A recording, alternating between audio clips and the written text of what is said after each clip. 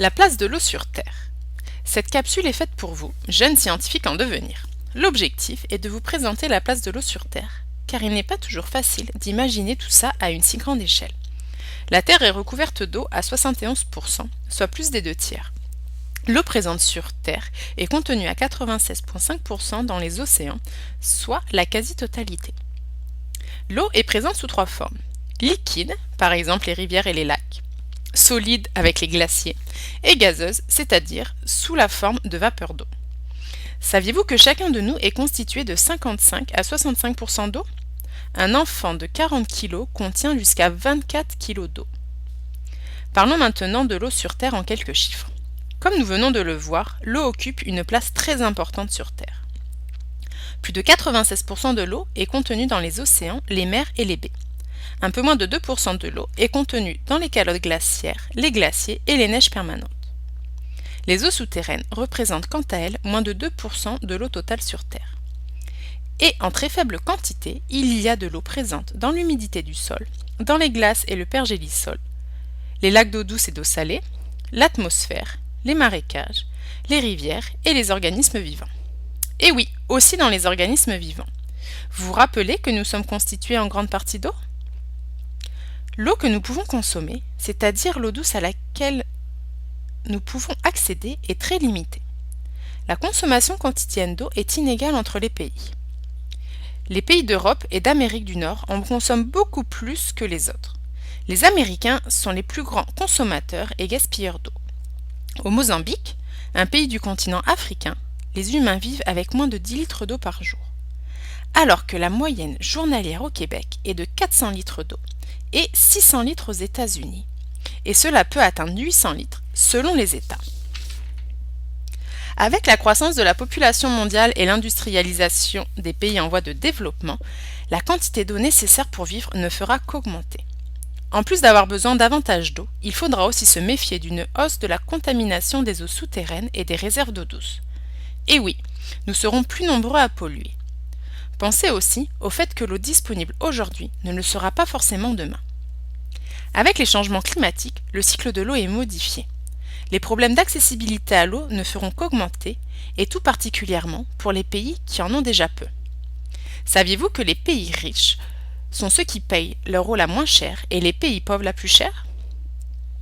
Les changements climatiques ont des effets sur la qualité des eaux souterraines et terrestres. Ils ont aussi des effets sur leur disponibilité. Je vous explique. Le cycle de l'eau est affecté. L'évaporation, les précipitations, le ruissellement sont modifiés.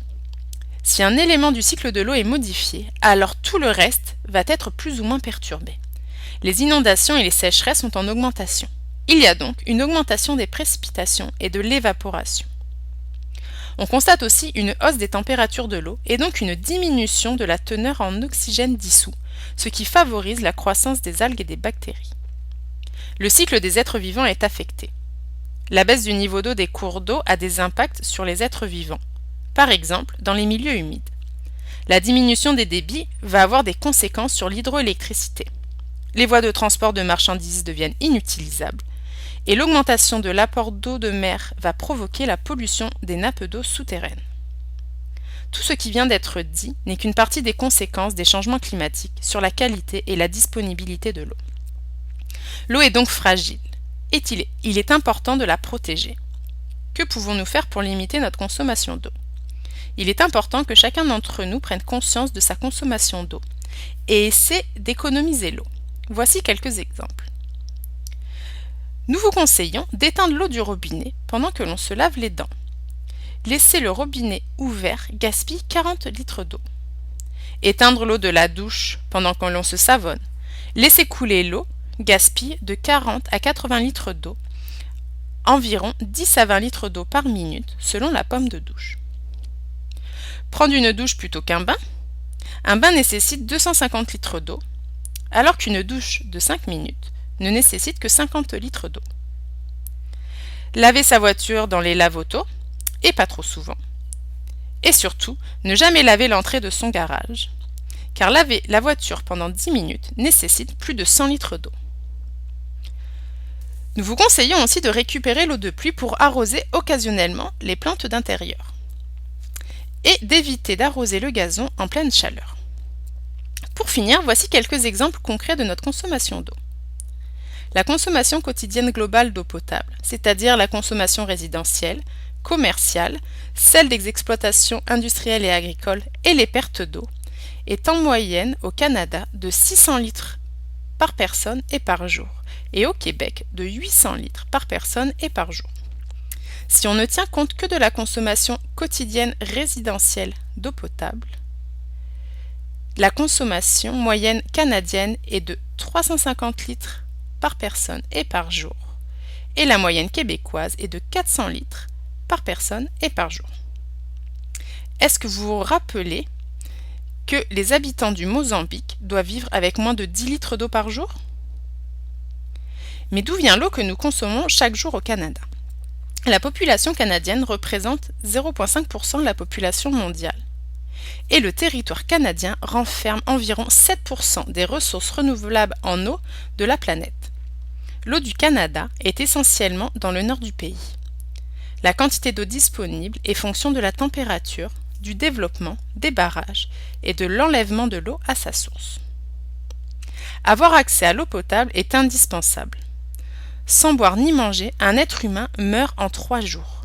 Il ne stocke pas l'eau et peut transpirer 1 litre d'eau par jour.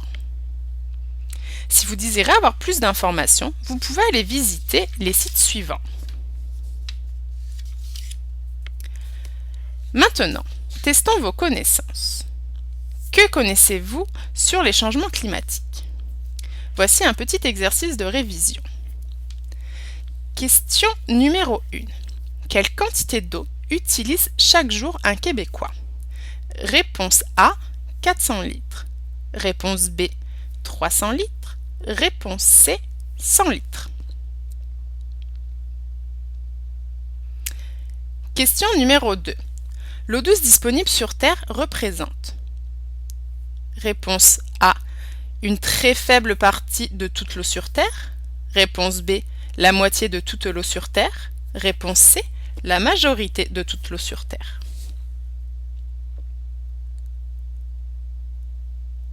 Troisième question. La majorité de l'eau douce que nous avons sur Terre se trouve. Réponse A, dans les glaciers. Réponse B, dans les lacs et les rivières. Réponse C, sous terre. Question numéro 4. L'eau potable est, réponse A, indispensable pour notre survie. Réponse B, indispensable pour fabriquer des voitures. Réponse C, superflu, on pourra toujours fabriquer de l'eau potable. Les changements climatiques et l'eau. Question 5.